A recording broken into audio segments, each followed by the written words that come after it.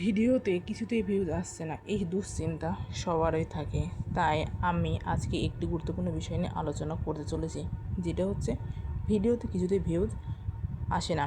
আমাদের একটু কম ভিউজ আসলে আমাদের সবার মন খারাপ হয়।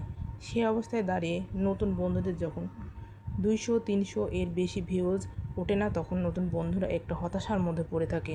ভাবে কি যে আমি ফেসবুক প্ল্যাটফর্মে ভাইরাল হব কিনা, আমার ভিডিওতে ভিউজ আসবে কিনা।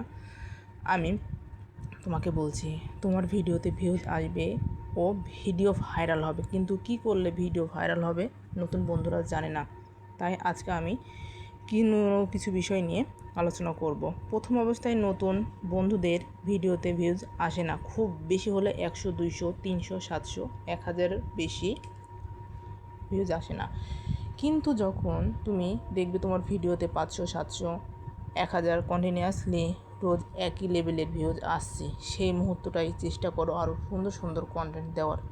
যদি রোজ দিনকালে 2টা করে বা 3টা করে পোস্ট করো, একই টাইম মেনটেন করে পোস্ট করে থাকো, পোস্ট কখনো বন্ধ করবে না। 500, 700 বা 1000, 1200 যদি কন্টিনিউয়াসলি ভিউজ চলে আসে থাকে, তাহলে তোমার প্রোফাইলটা খুব তাড়াতাড়ি ফেসবুক সাজেস্ট ফর ইউতে নিয়ে যাবে।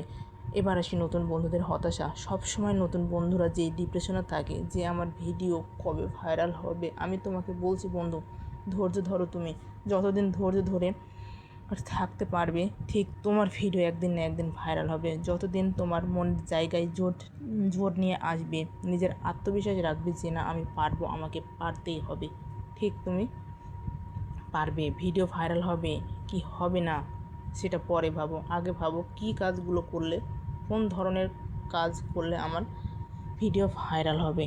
এই ভাবনা চিন্তা তুমি যবে থেকে করবে, তা থেকে তোমার শুরু হবে সফলতার এক এক ধাপ এগিয়ে যাবে। তাই নেগেটিভ চিন্তা ভাবনা বাদ দাও, পজিটিভ চিন্তা করো যে